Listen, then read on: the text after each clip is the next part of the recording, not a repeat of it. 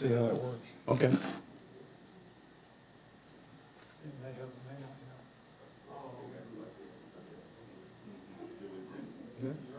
Well, good afternoon, and thank you very much for coming and attending well, I guess it really amounts to about the second meeting of the Task Force on Housing. When I first started getting into this, by the way, I'm John Rebholz, one of the county commissioners, and this is Randy Walker, who's another county commissioner, and we're kind of working together on this. But when I first got into this, it was because we were visiting a number of small businesses in the county, and all of them talked about being able to expand their business if they could find more people to work. And that grew into what we're talking about today, because housing and availability of housing is made up of three factors. Primarily two. One is supply and one is cost. And so what we're going to go down the road of, first of all, exploring and trying to understand what the current situation in Beaufort County is with regard to available housing, and let me frame that for you. Available housing for people that are starting out in Beaufort County as new employees and businesses. Most people say that most people that are in the housing business will tell you that somebody that's buying a house or renting a house or renting an apartment should not be spending more than 30% of their income on the cost of rent or the cost of a mortgage payment, including insurance, taxes, and whatever other items that you would tag directly to housing. So, for example, a teacher in Beaufort County, starting pay is around $45,000 for a teacher. That means that their housing costs cannot exceed $1,125 a month. Where are we going to find that in Beaufort County right now? Most of them will end up getting a two-bedroom and being in with somebody else to be able to make that work. Social workers are $40,000 a year in Beaufort County, and I'm just going off of the county payroll because that's what we have right in front of us. Paramedics are $43,000. They can't afford more than $1,066 a month for a starting salary when they come in new.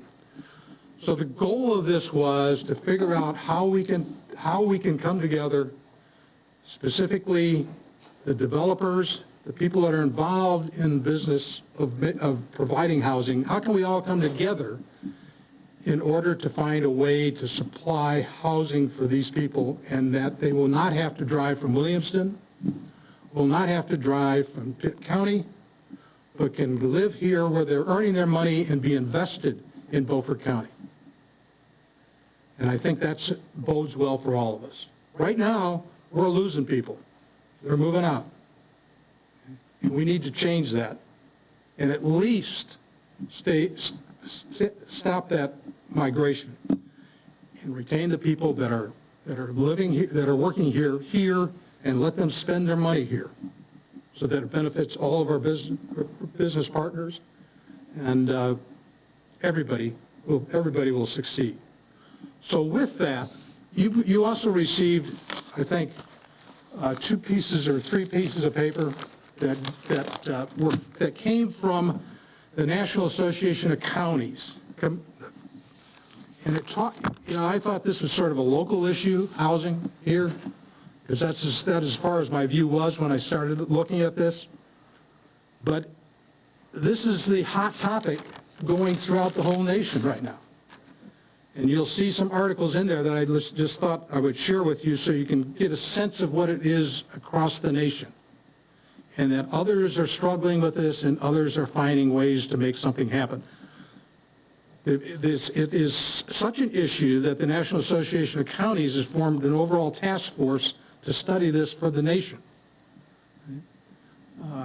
They already know that there's no one solution. There's no silver bullet to it. It's very complicated that you're going to have to work it out, and all they're going to come to you with is some sort of a template that'll help you figure out what to do.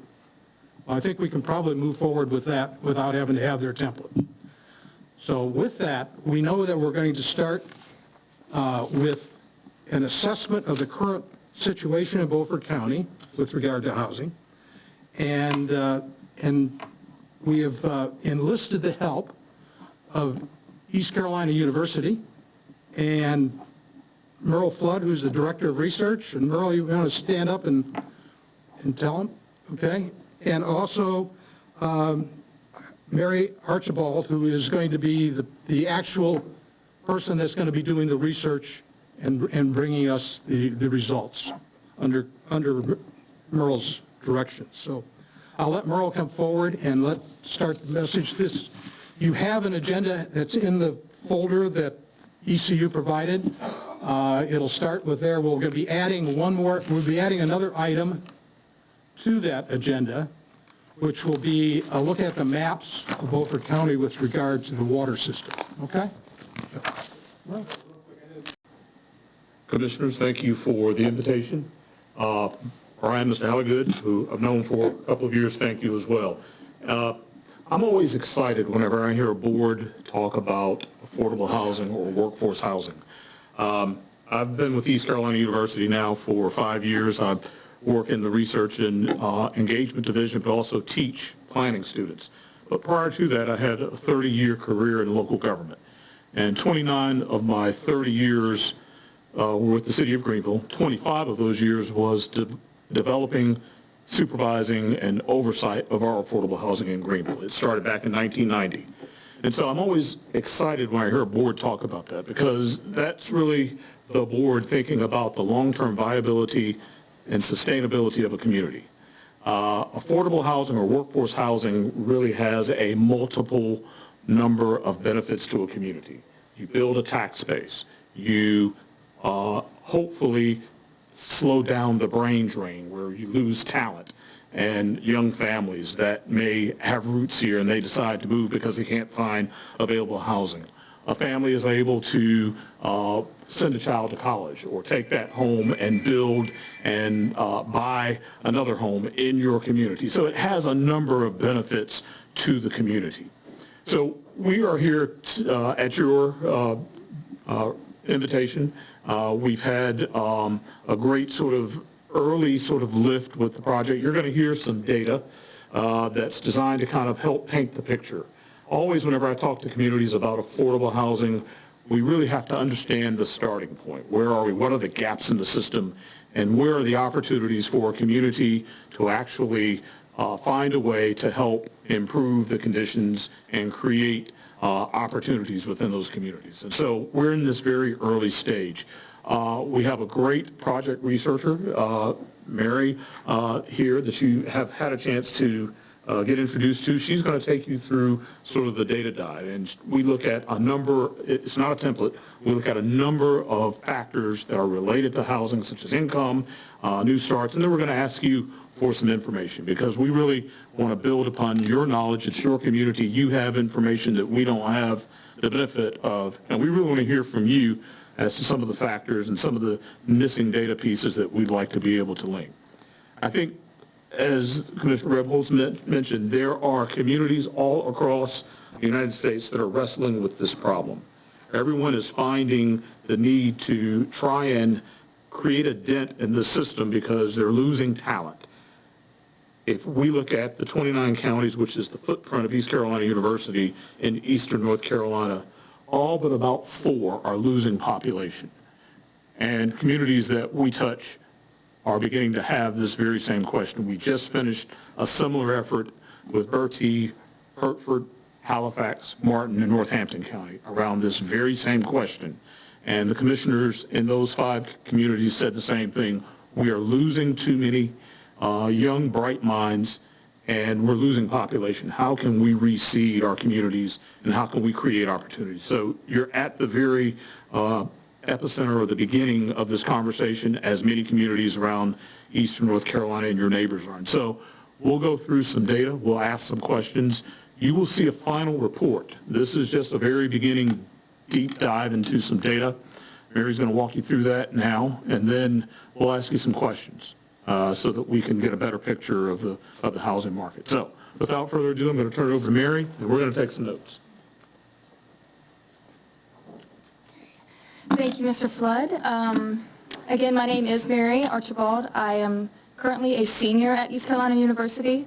I'm studying planning and community and regional development, as well as a business administration minor. So I've been really grateful to be able to study under Mr. Flood. I've learned a lot, and I'm happy to be able to be here and help you guys with some data digging. So what we're going to go through today is just a lot of the data that we found through many sources, mostly the census, the HUD, or the HUD, otherwise known as. And so we're going to look for basically a basic Beaufort County housing profile, more specifically a needs assessment for affordable and workforce housing here. So the purpose of today for my presentation is to provide this demographic and housing market profile through uncovering data sources, and hopefully we'll be able to ask you guys some questions at the end of this to learn more insights into this county and how we can create more equitable housing opportunities for the residents of Beaufort County. We're going to look at some demographics, different housing market statistics and factors, definitions, income, and employment here in Beaufort County. So we'll go ahead and start with the demographics. And again, many of you probably have lived here and you work here, so a lot of this information you might already know. And that's okay, we're just here to reiterate it and to remind you of some of this data. Hopefully, by the end of it, there's some things that you didn't know or something that will surprise you and help us move forward in this project. So the 2020 population, according to the 2020 census, was just under 45,000. That is about a 7% decrease from the last population, decennial population in 2010, which was 47,759. The median age in Beaufort County is 46.7 years old. And we also have a brief race profile, but I want you guys to focus on our population pyramid. Many of you probably know what a population pyramid is. I just learned about it in school last year. Basically, it's just shows the growth or decline of age cohorts and genders in the community. And so this is going to be the one for, according to 2021, the population pyramid. On the left side is the female percentage, on the right is the male, and you'll see the different shaded in both sides. That's going to be the working class, the working age for Beaufort County. So this population pyramid is what we call a constricted population pyramid, meaning that it's kind of it's kind of a cone, or the top half of a, or it's just like the upside of a cone. And usually that means not good. It means that the younger population is smaller than the older population. So you're having that population is going to go away one day. And this is not the worst one I've ever seen, but it is not. It should be kind of statute. So we'll go to the next one. So employment in Beaufort. You guys asked us to kind of look at the employment for the workforce here, mainly education, so teachers, social workers, certain healthcare workers, as well as some things that are unique to Beaufort County, boat manufacturers, and construction, as well as retail and public administration, people who are working in the government, sanitation workers, our firefighters, those needed occupations for a community's economy. Like most communities, those are going to be the top 5 industries in Beaufort County. For unemployment rate, it's just over North Carolina's unemployment rate of 4%. And this is at the bottom graph is going to be the commuting travel time to work. I thought this was an interesting graph to show for you guys. As you can see, the kind of alarming number on here is going to be Beaufort County's 30 minutes or longer. That's going to be their travel time to work. That's 36.7% of workers in Beaufort County are traveling more than 30 minutes, compared to 26.8 in Edgecombe County and 32.4 in Halifax County. We looked at those, and they're just similar populations of counties in North Carolina. And then North Carolina's longer than 30 minutes is 33%. Median income for Beaufort County, North Carolina. When we looked at the total median income, we looked at families and non-families, so this is kind of both. According to the 2022 census, the median income was $51,894, compared to North Carolina's $60,516, which as a coastal community, it's not rare to have a lower median income than the rest of the state. So for our income levels, We wanted to kind of set some definitions, so we looked towards the HUD for their definitions of low and very low income according to the Housing Act of 1937. Our low income is going to be 80% of the area median income for individuals and for families, and our very low income is at 50% of the median income for individuals and families. So looking more specifically at Beaufort County, when we looked at their median income, for you to be considered a low income level individual, that is going to be $37,450 or less.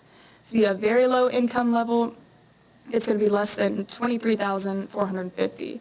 And so to just kind of put this into perspective of the people who live here, 50.1% of non-families, so people who don't share an income with anyone else, are already making less than $25,000.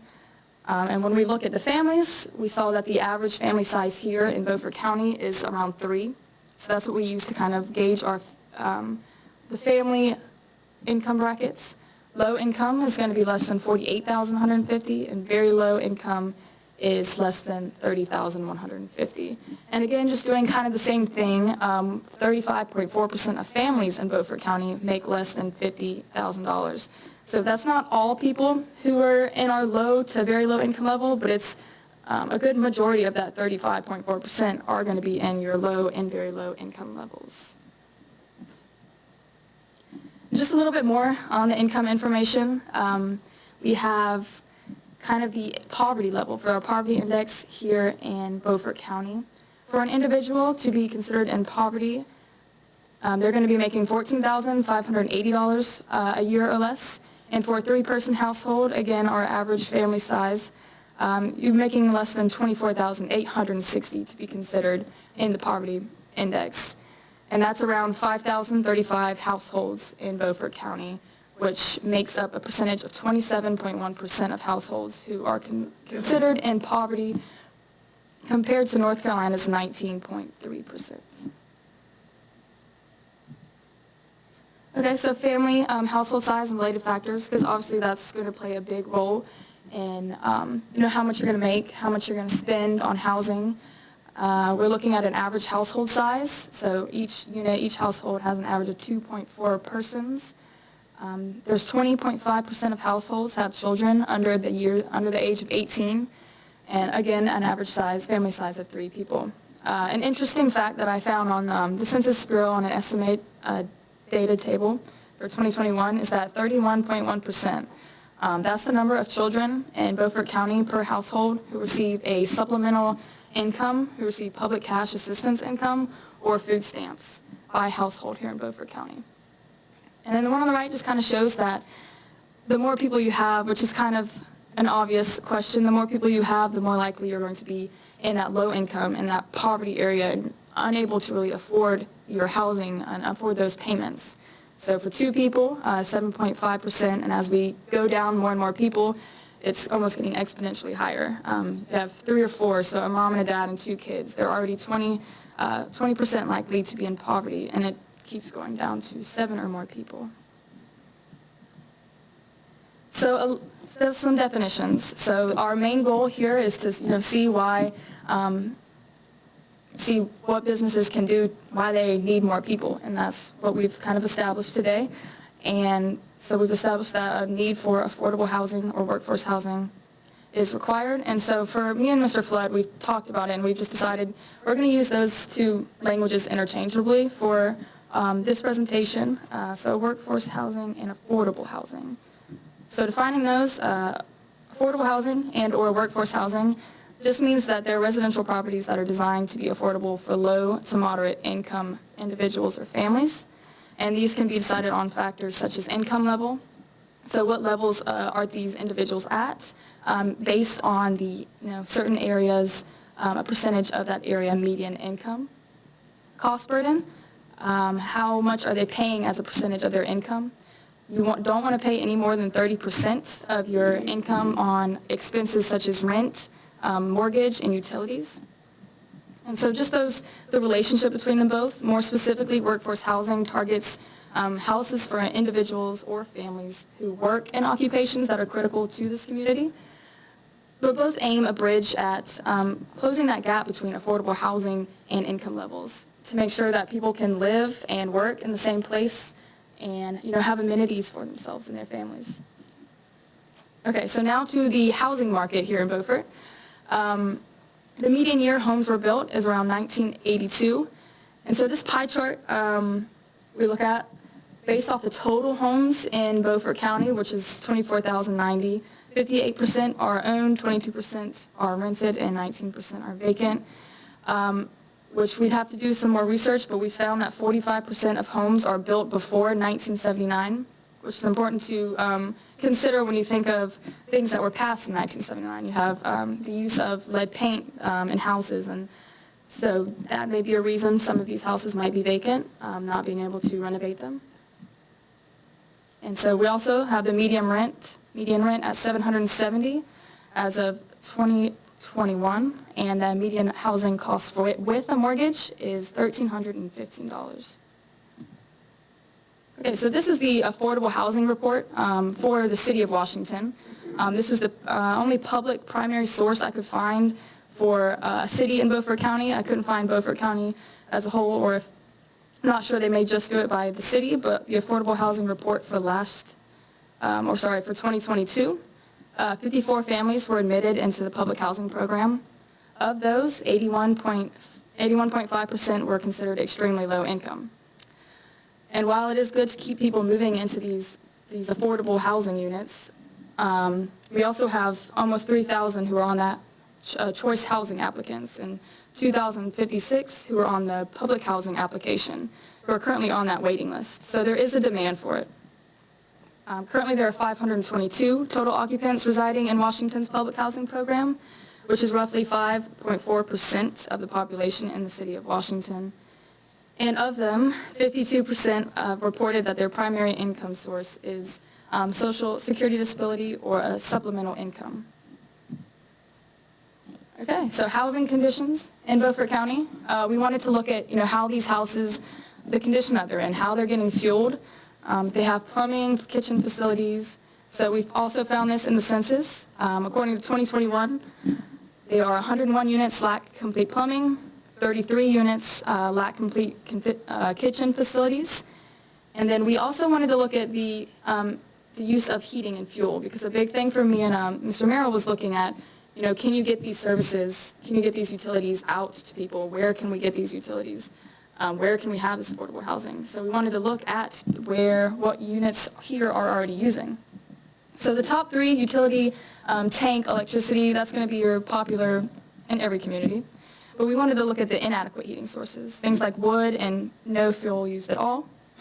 So we totaled those up, and that's about 561 units who have inadequate heating sources. So adding all of those up, whether some of those run together with incomplete plumbing and incomplete kitchen facilities, there's around a total of 700 total units that we found through the census with substandard conditions. Okay. This is a few different pictures or maps of counties around North Carolina with a similar population as Beaufort County. And what this graph kind of shows is what percent are people spending for housing of their income. So as we've already discussed, you don't want to spend more than 30% on housing on your income. And if you look at the bottom, those light numbers is going to be the good zone. So that means that they're not spending more than 30% on housing in their county. And the next slide will kind of blow up Beaufort County, but I wanted you guys to kind of look at the other counties and just see that compared to some of these counties, some of the areas in Beaufort County are spending a lot of their income on housing. So that's kind of just comparing some of the other counties, and this is Beaufort County.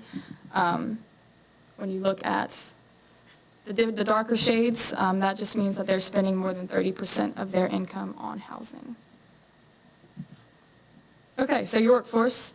So we've already kind of discussed some of the starting pays and for the workforce here. All this data comes from the 2021 census. So the top, that's going to be our manufacturing.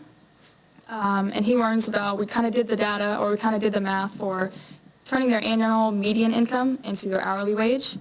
And this is for the full-time workforce. He's going to make $20.57 as an hourly wage for your median income. And so it goes down the list. The next one is going to be your public service, public administration, making $22.58, and then your educational services, $21.48, and retail at the end with a median income of $15.29.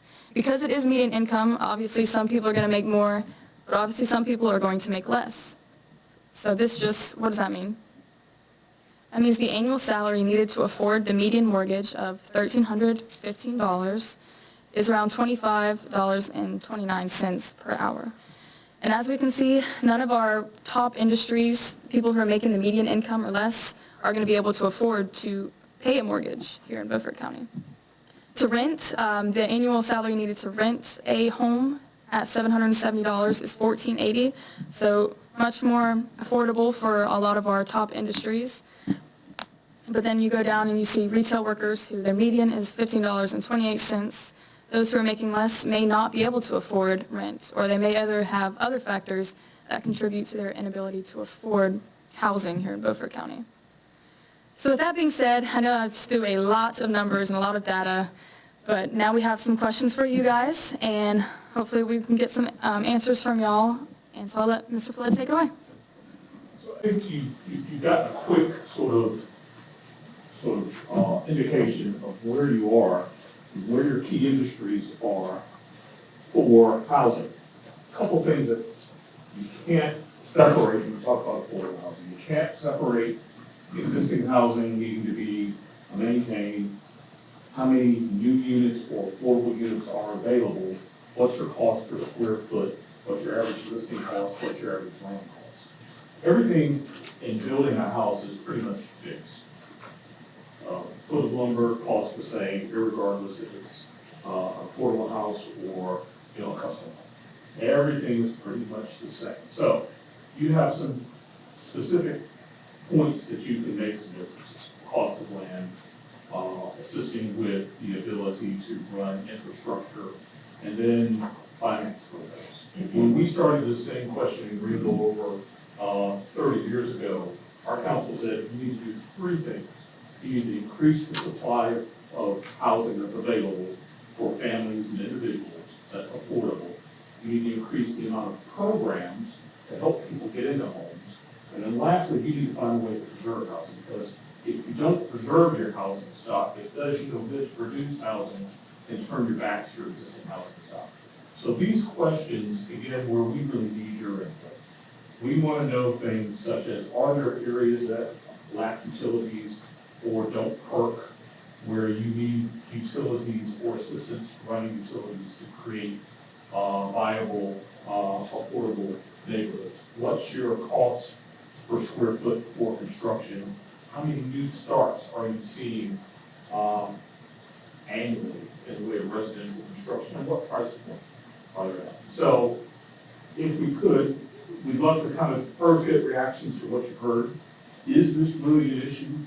How is it affecting your ability to recruit and retain industry or create small business opportunities? We want to know all of that, because that goes into the blender, and then we're going to come back with a final report that gives you sort of, a written assessment of where you are, and then some strategy, some things that you might do, because it's going to be a marathon. I can tell you, having started it over 30 years, you've never finished. No community ever finishes, but you make a dent, and that dent multiplies, and you really create opportunities, and then people reinvest in your community, and I think that's the key. You want reinvestment in your community, you want people to stay, you want your children and grandchildren not to have to come to our community in Greenville to live. You want them close to you, so we realize that. So if we could, just reactions to what you've heard, does that seem to be what you're experiencing here in Beaufort County? What were those three items you indicated that you are to see? For affordable housing? Right. What, I can tell you the three directions my council gave me back in 1990. You have to preserve your existing housing stock, create more availability of housing that's affordable, and then programs to help first-time home buyers get in a home. Those were the three charges the council gave me back in 1991. Does it seem to be where you are in Beaufort County? Does it seem to be what you're thinking, or you're seeing here in Beaufort County? Go ahead, Mom.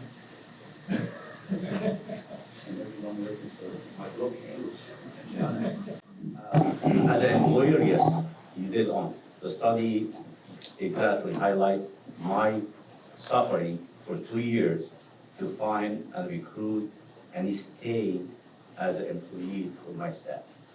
I lost staff, very good staff, want to work for me because they could not afford the cost of the gas to drive from 45 minutes to an hour away to Washington.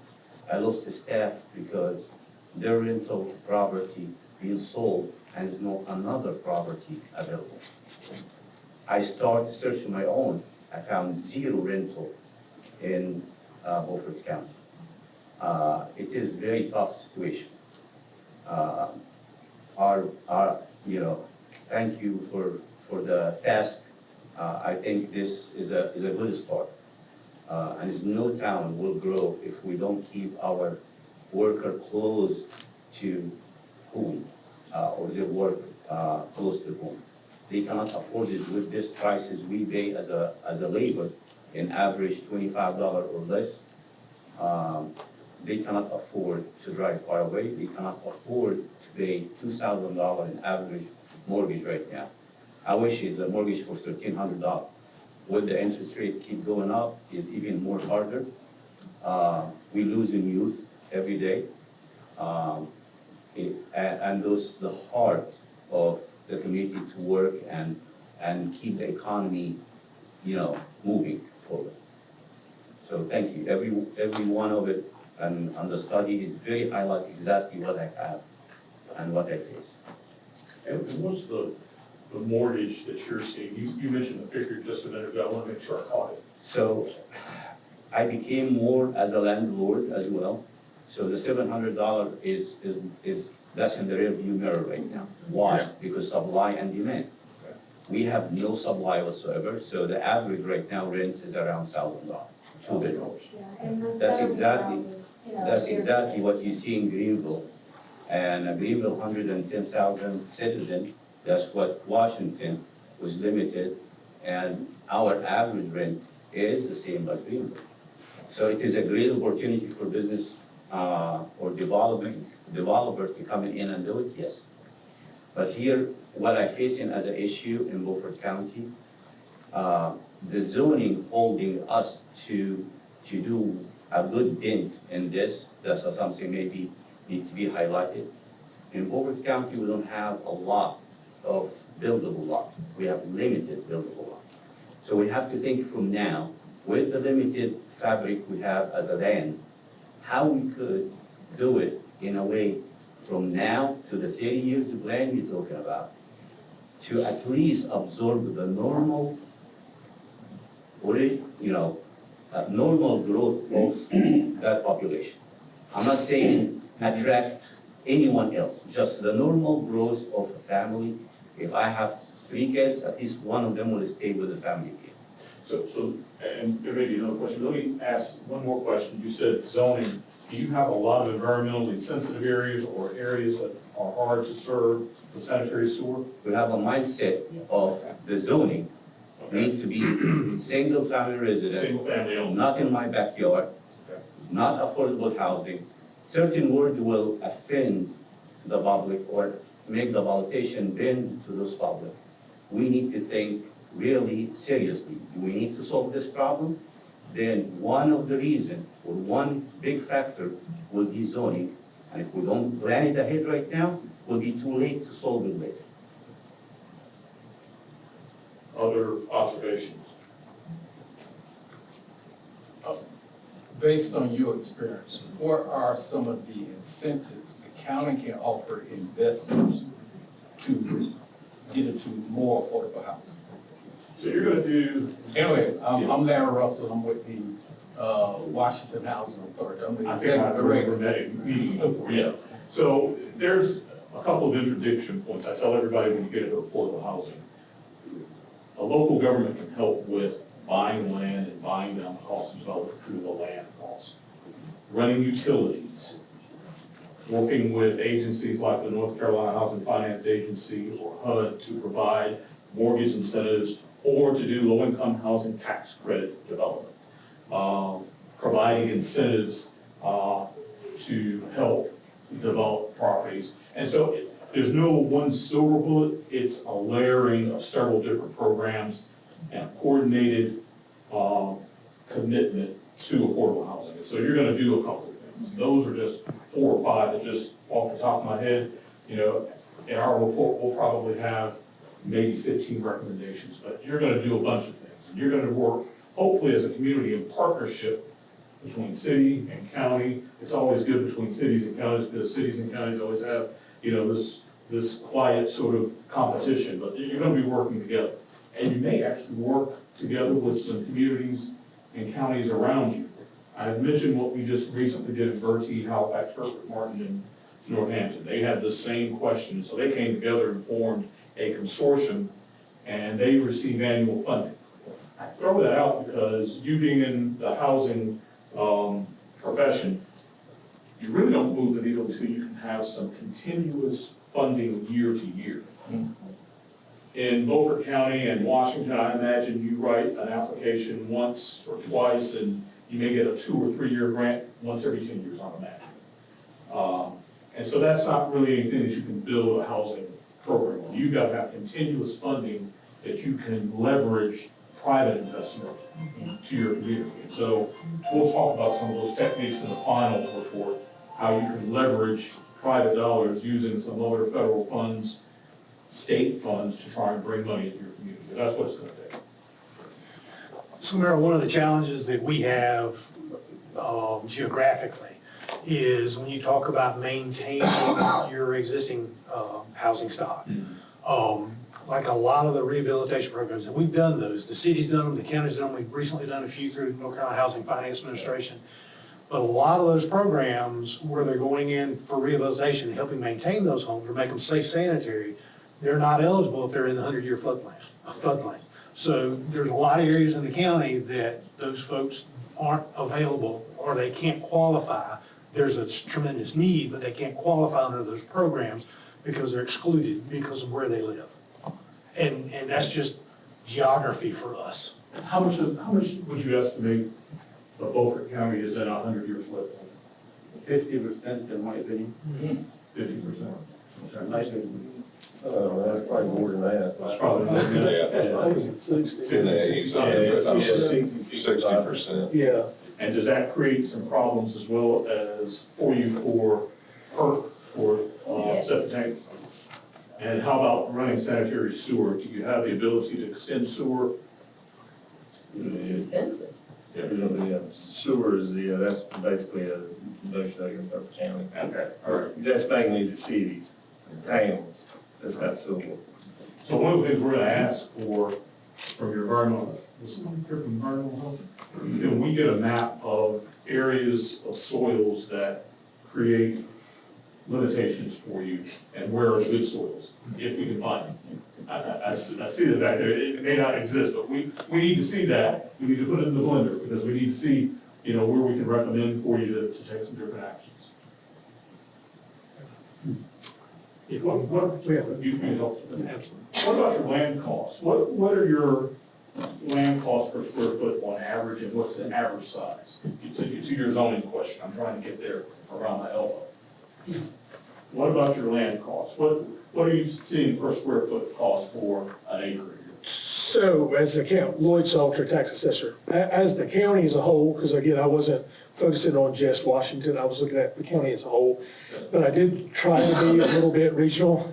But as you look at what is going on right now, the 22 and 23 sales that we've been looking at, our department has to report sales data to the state, to the Department of Revenue, often to see what the health of the county is, what our ratios are. So taking those numbers, looking at those, what we're seeing is you're probably seeing a rural lot around Belhaven or parts of Shawkwinnity, you're still seeing $20,000 for a half acre.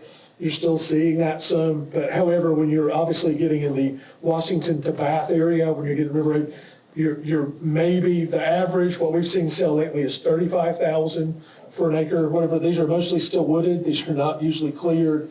This is what we're seeing in the data pool. Looking also, the thing to remember is 15% of our sales are waterfront sales in the county. They're not going to be, like I said, they're not workforce housing, but they're higher end, usually waterfront sales. We're seeing waterfront lots, of course, going anywhere, anywhere from 50 to 65,000 in Aurora to 100,000 Bayview, Blunt's Creek to 250, 300,000 in Washington or in the Bath area, River Road. We've had several cleared lots sell recently around the Cypress Landing area, 400, 300,000. And we also have areas in the county where you're talking a half-acre lot are still selling for $60,000 to $80,000. Parts of Chalkwinity, parts of the peninsula, and I don't mean a few, I mean a lot. I mean, you're seeing a fair number in that. So, and that's raw land. Most of that's it's not improved. It's just people buying it, but putting houses on it, but it's just raw. And it's probably single houses. Oh, absolutely, yeah. I might have one multi-family, one or two minor multi-family purchases, but very few, yeah. So that goes to Mary's map, where if you look at the affordability, it's probably mirroring that. Do you have a map that can demonstrate that? Oh, yeah. Could we work with you for a map? Yeah, and I have the email, I can send that, and I have some handouts stuff for that. We're good, I have that information. We looked at it as a whole, and I've also got some breakout where those hotspots are and where those breakout, those values. So the math just doesn't work. It doesn't work, yeah. You just can't make it work. Yeah, because once you put that much into a piece of property, you've got to get a return on that investment. So we've got to find a way to buy down the cost of that in some regard. I was taking a look at what the median mortgage that Mary reported, that's really looking at a house before most people have the private mortgage insurance, taxes, and insurance. You're probably looking at better than 225, as a start. Is that right? So ironically, your sales average, not the median, which I'll get at that too, but the sales average for 2022 in the county as a whole was $235,000. Your median was $215,000, because we are stacked a little, so your median was around $215,000. That was for 2022. We've inclined a little bit since then, but that's good data to use, 22. So we're right there, and to the income, the workforce, that's not really catching the workforce. So we gotta buy that down. We gotta find some ways to buy that price down so that your workforce has a product that's quality that they can move into. So Merle, to Mohammed's point, you gotta build density to be able to have a piece of property that costs that much. You gotta put density on it, so you gotta be close to the sewer, because you can't do it on the septic. Yeah. And then you run into the issues of some of the challenge that you run into when you start putting density in place, where people may not want density. When I faced the problem first time, I requested a meeting with the mayor and the city manager. What I asked for, that's like a year and a half ago. I say, guys, I have a problem. I'm willing to solve my problem as an employer. Spot for me where in the city of Washington you would like to see multi-level apartment. So I don't come and fight local. I'm building apartment next to your house or next to your backyard. Those spots came to me very, most of them ATJ to the city, have access to the sewer, have access to water, and 50–60% of those land is still underwater, floodplain, but some buildable, some is not buildable. So one of those spots we went and bought. My engineer is over here. And we went to a rezoning case, which I'm telling you the problem over here, and that's what creates our task force, or the reason our task force came. NIMBYism. Yes, we have to think out of the box how to solve the problem. In my opinion, same question I asked in the beginning, spot those land, okay, work, and make it easier for me or any investor coming in. We could allow you to build 120 units here. We could allow you to build 600 units here. That planning ahead will allow me to know my bad. I am not coming to fight public what I'm trying to do. And I'm trying to solve my own problem. So my opinion, zoning will be my first step. Yes, we have a need, no one can deny. Right. Cost of construction keep going up. You know, we have multiple builders here who will attest to that, but it's still a great place to live. People will always come to Washington and live. It is no doubt in my mind. You just, to make it more affordable to the folks stay in Washington, the folks work in Washington, we have to think ahead, and we have to make the zoning bend to how we could grow that community. When was the last land use plan update for the city and/or Beaufort County? Any ideas? Last week, Last week, 2 weeks ago? 2 weeks ago. Okay. Did you see growth in residential or areas for residential development, small lot development? Yes. You did? Yes. Okay. Just Mohammed hit on it in his last statement there, but what we're seeing here in Beaufort County, I think, is a lot of times what happens in an area that is more tourist, because of the cost of the land on the water, you have the people who have their land out in the farm areas who are like, wow, if they're getting that there, then I can get mine here. So a developer's not able to go in and buy that at a price point that can then in turn provide affordable housing.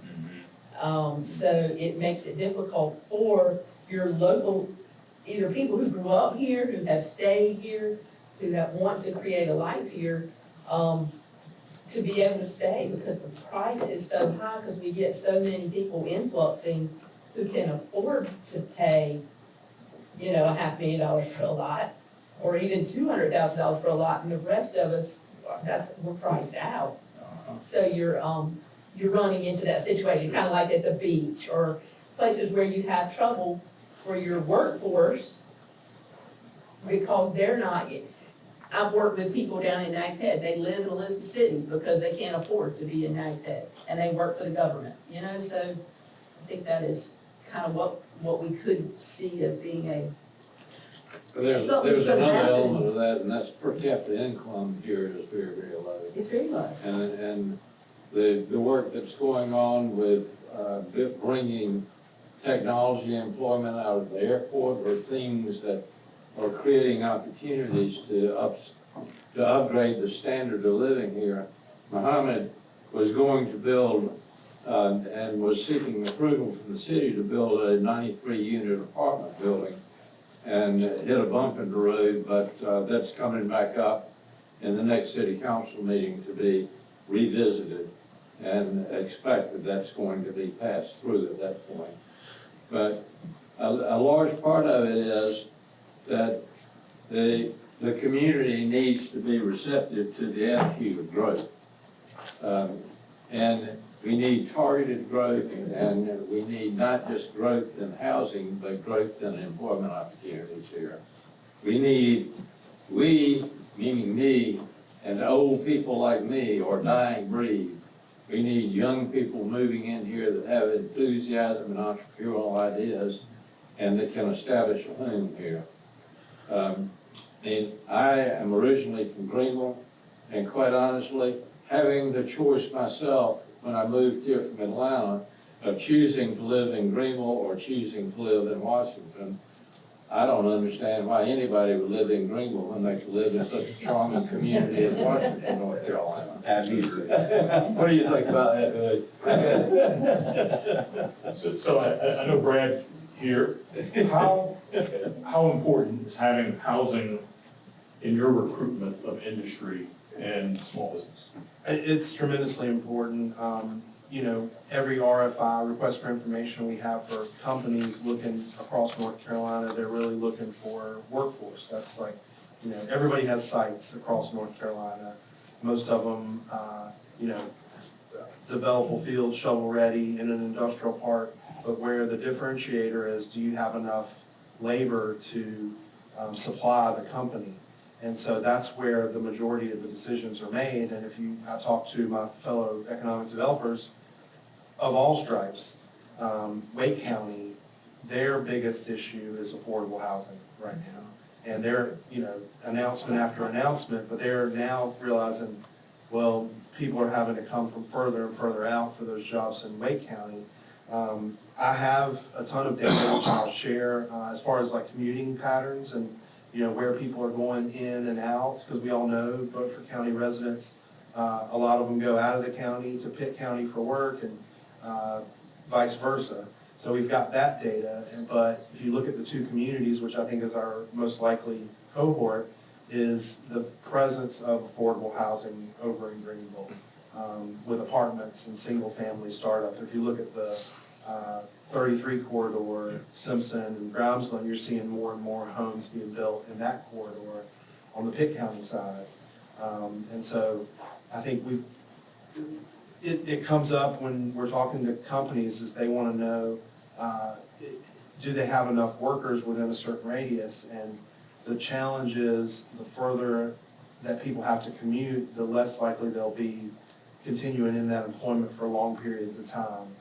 You may take a good job and commute for 45 minutes for an hour, but that's going to get old after a while. So for us to grow that employment base here, we need to also complement that with housing here.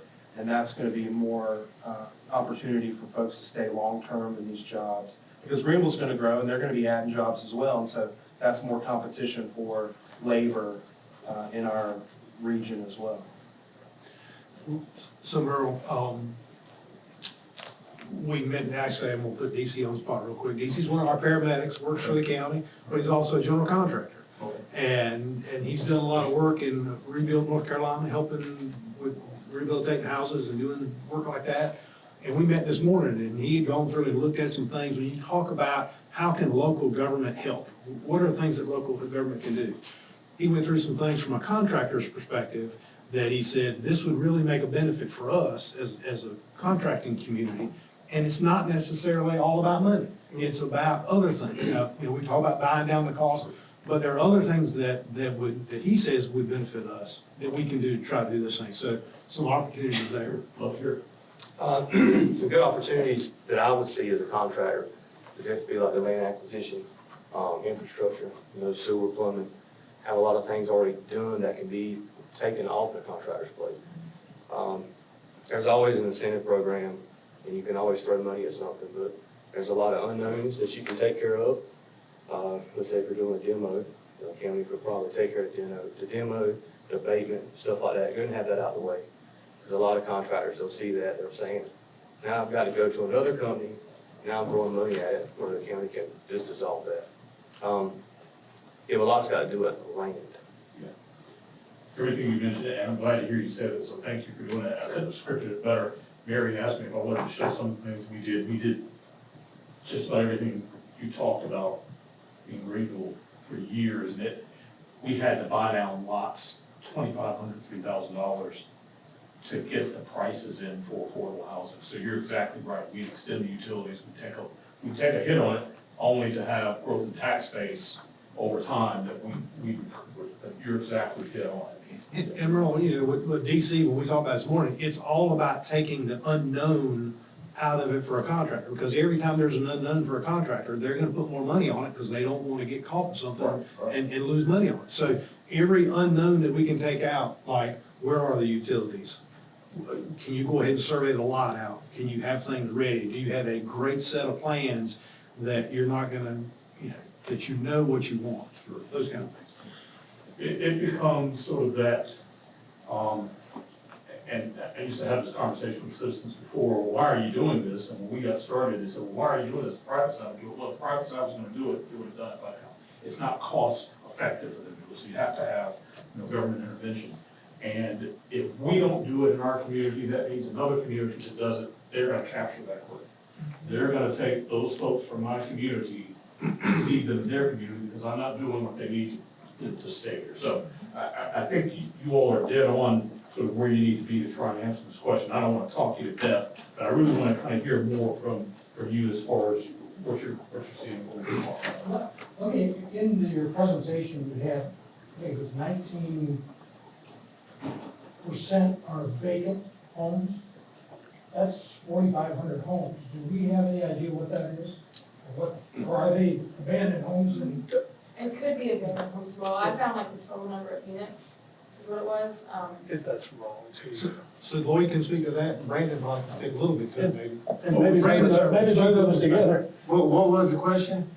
What, the data says that there's 4,577 vacant homes in Beaufort County.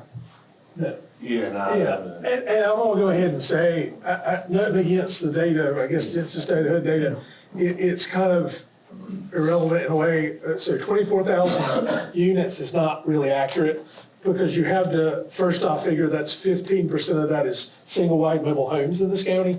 You also have to figure that over 1,500 of those, give or take, are trailer park and other homes in this county. You're talking 1978 being, when we're talking about the years, and there, well, I have a lower number than that even, when I look across our build stuff. What I'm saying by that is, some of that may be those items, some of that may be those older damaged things they're still calling units. We're saying more like 22,000 housing units, not 24. So I mean, it could be in those numbers or something like that. You're saying Well, 22,000 total. The reason I asked the question, is Solid one waste. of the ways you solve a housing problem is if you have vacant housing that you renovate. Right. But just to be careful, because all of the housing units in this county are not single-family housing. And they're not apartments either, maybe they should be, but if you're talking about the county as a whole, I mean, I'm confident in saying we have, again, 15%, give or take, in single-wide mobile homes, and you have some older homes, I would even push 1978 being the average. Are you talking about 15% of the 19%? No, 15% of the actual overall, so I've got anywhere from 3,000 up trailers in the county, single wides that we do solid waste fees to, give or take, things like that. So you're. Well, what I'm saying is that 15% of 19% is about 3%. 15% of 15% of the 19%, leaving the remainder of 4%. 15% of the approximate housing units total. Okay. Our trailers. Yeah. And not only that, but I mean, you do have what little multifamily we have, but I mean, you do actually have quite a few homes. I would say that was a good point you did. We have quite a few homes that are older and have not been remodeled, but they're lived in. I mean, Right. I would be shocked if that number not lived in. So we probably want to compare that with you, because utility data too will help us understand what's occupied versus what's not, if it's lacking utilities. Well, there's some census data out there that I've heard from other sources that claim that there are as many as 6,000 homes in Beaufort County that are vacant. Now, I get all over Beaufort County. I'd be surprised if there are 3% of the total houses in Beaufort County. I'd be surprised if there were 500 houses in Beaufort County that were vacant. Inhabitable. That were livable. That's right. Correct. I mean, when you, and I agree with the commissioner, I mean, when we look at what we charge for different fees, noise fees and all, people do not hesitate to tell us when they're in their habitat normally in the house. I mean, we get that because there are fees going on, and I would be surprised at a number that high. That said, I mean, I completely agree with there being older houses on the market and things, and rehabilitation being perhaps an issue in the county as a whole, but no, I would say that's a high number. Well, that's something for us that we can true up. Are you seeing a lot of utility turn-ons, and are you seeing any growth in utilities, or is it flat? I haven't looked at those numbers, so I wouldn't know. Sorry. So we have a perspective, we work for the Chamber of Commerce, but we also run the Visitor Center 7 days a week. And so we're open pretty much year-round at the Visitor Center. We also have the young professionals that are a piece of the Chamber. But on the Chamber side, we obviously hear from the employers about lack of housing, especially apartments and things like that for employees. But what we see on the Visitor Center side is over the past 2 years since the pandemic, we've just had an influx of people coming to the area. And they are visiting constantly. And a lot of them, and we'd say 40%, we talked about it today because we keep alive, are looking at moving into this area. And the majority of them are not coming from North Carolina. A lot of them are coming from a lot of different places where a home at $500,000 and $600,000 is really cheap. And therefore, us that live here and people that live here, or young professionals that are moving here, can't afford to keep up or even afford to compete with that. I met with a gentleman today that came in from Pennsylvania, and he just spent $750,000 on a house, and he didn't bat an eye. He did his 50s. Cash up. And so there's just a complete, and people that are from here have lived here long enough see what's happening, because we have been found over the past couple of years more than I think ever. And I think that's a point of it's what we're focused on is workforce housing, people within working age, that are maybe local, maybe from Eastern North Carolina, young professionals, because if you're buying a home for $750,000, you may or may not still be working, or you're working remotely where your job is in Pennsylvania or California. But home ownership for people that are here, I mean, a lot of them are feeling defeated. You know, they're like, I can't afford $230,000 for my first home. You know, they're young and they just can't do it.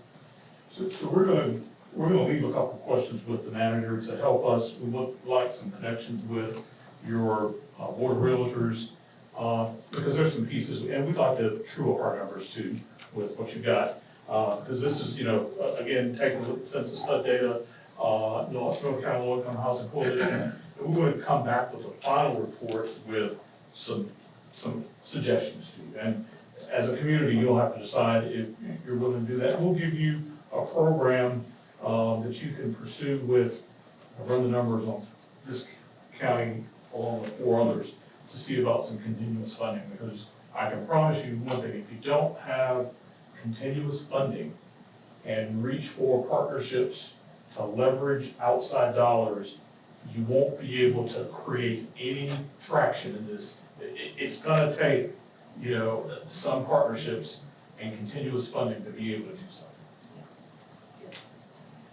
Anything that we missed, anything else that you'd like to ask us? I want to say one thing. I think there's some things that we can probably lean in that direction and get started with. And the one thing that I've heard tonight that really made sense is to have a map that shows what land is available and have that right out there and to be able to whoop that out on a contractor that's coming in asking about it and say, this is where you can go and this is where you're not going to go. Over at the industrial park on the south side, we're mapping that and we're showing where the swamp is, where it's not. And I think that's important for somebody to come in and say, that's no man's land, but this is okay. So we've got to find that out in the county. We can go ahead and start doing that and having that available. We've got to make it so contractors can just zoom right in and do what they do. If I could, let me just commend you for the foresight and the leadership to at least answer this question. You'd be surprised at the number of communities that are turning their back to this, but you'd also be surprised at how many are thinking about it. So you're taking an important first step. So I have to commend the commissioners for at least thinking about this, because it's not all the time that you hear that. And so that means that there's at least the opportunity to make some marginal change. Even if it's marginal, that's better than nothing. So thank you. One of the things I would like to do is also mention Mary works in this community. So she is a prime example of sort of someone that you might ask, well, what does it take to make this community attractive to you? I don't want to put her on the spot, but she works here as well. So. Work at Lane Blue. Oh, yeah. That's right. This weekend. Oh, are you? Yeah, I don't think I was working this weekend. Maybe it was. I don't really remember. That was a great entree, talk about maps. And we're going to ask Brian Buck from the Mideast Commission to come up and talk about the first map that we've asked to have. Yeah, certainly. And this is, just kind of in the process of identification of certain areas. I was asked by Commissioner Rebels to basically take a look at our infrastructure, our county infrastructure. And upon meeting with Beaufort County Public Works Director, it became obvious that there are more areas than not that are served by infrastructure. Okay, the map that I have, and I know it's a little tough to see.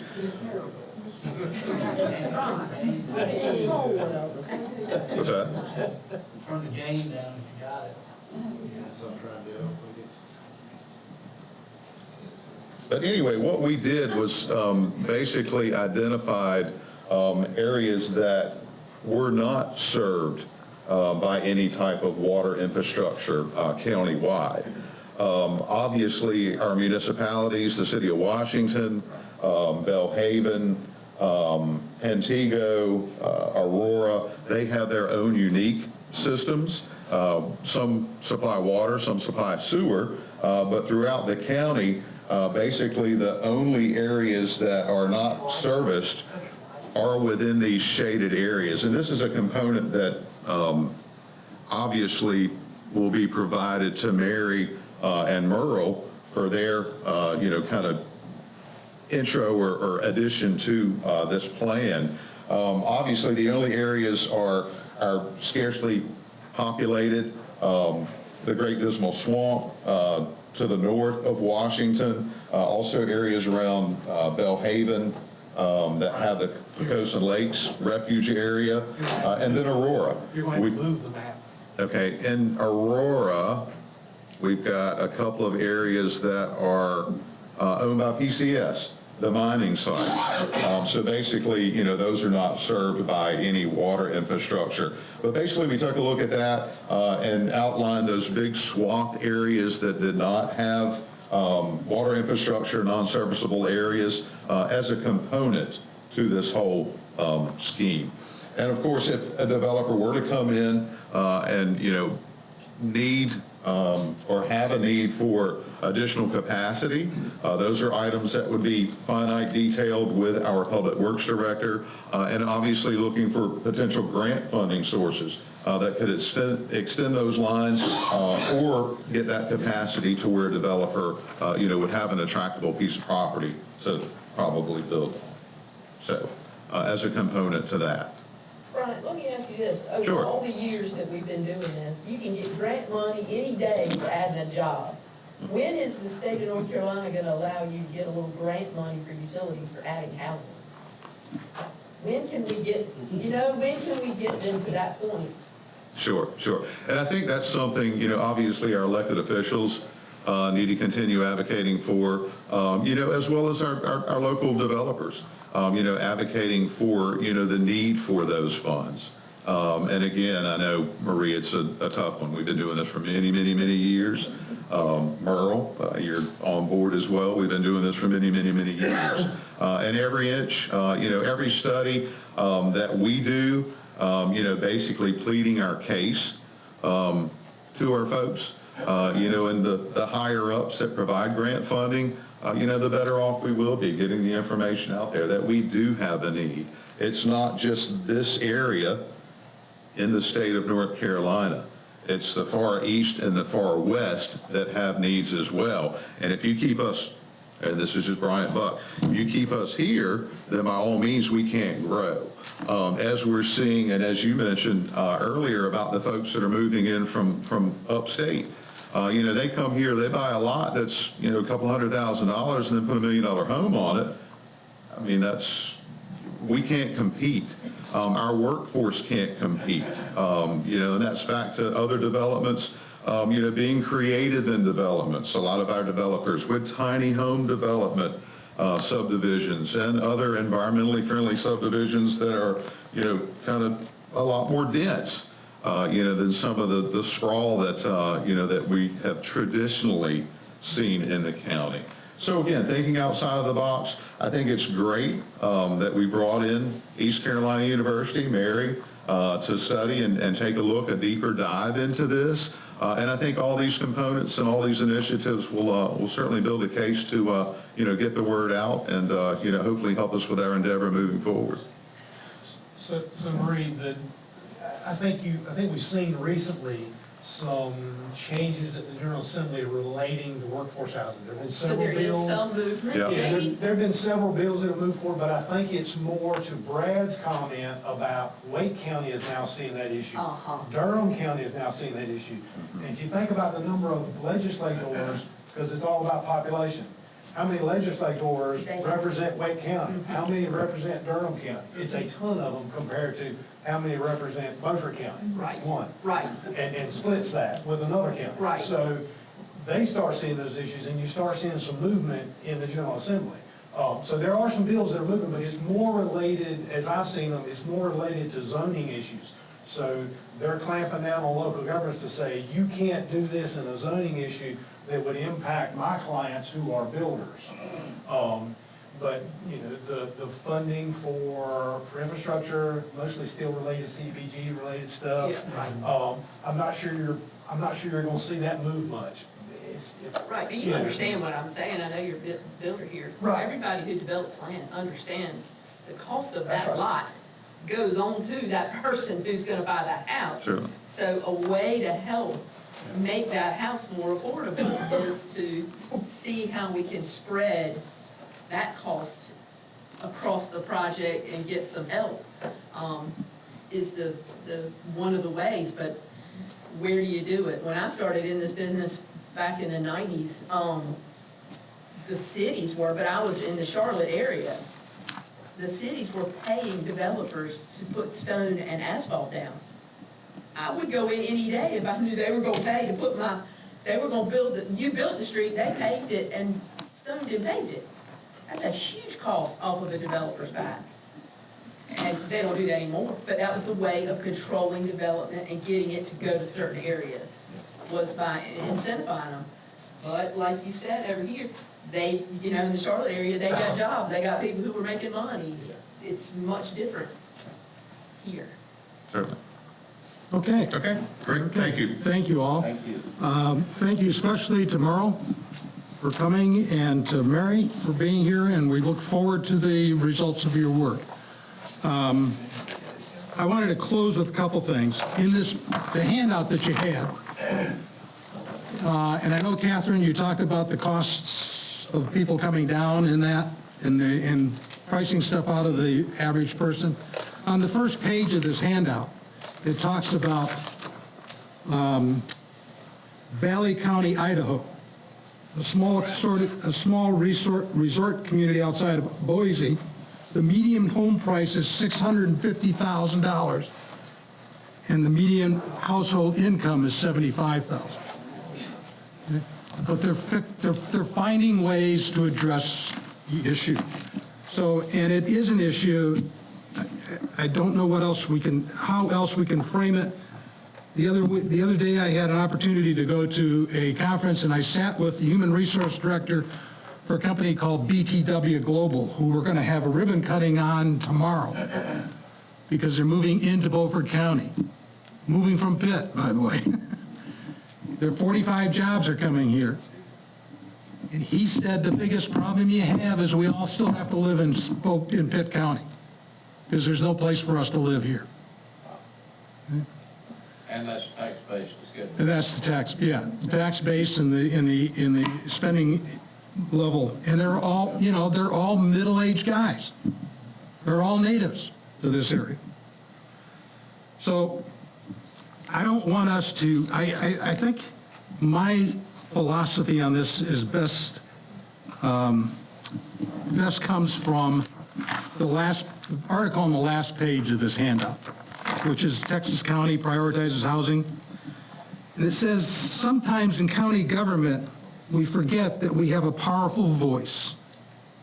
And we can add fire to a lack of a better word, he said. The value add in this project was believing in it and permitting it.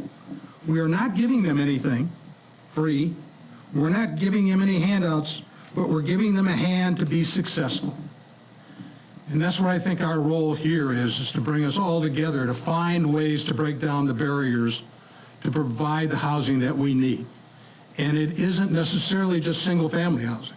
We need to, you know, you have a case for building up sometimes. That makes more sense for some of the needs that we have, and we'll find more out about the needs here. So we will schedule another meeting, but I don't want to just have a meeting to have a meeting unless we've got something to share with you. Okay? So as we dig through this and get some more information that we can bring to you, that we will do that and let you all know. So, Mohammed? Can I ask if more support in next session, I think, in the city council? Well, if we can get everything turned in, I think it has to go to planning first. Again, it'll go to planning again. So can I share when the date will be for the voting for the zoning? And we get as much as the message of support? You've got the floor. I need all the support I can get to get this rezoning done. So, Thank you so much. okay, thanks. Okay, appreciate it. Yes, ma'am. Oh, I don't have them with me. We'll have to do it once. So you're planning Okay, thank you all for coming. Appreciate it.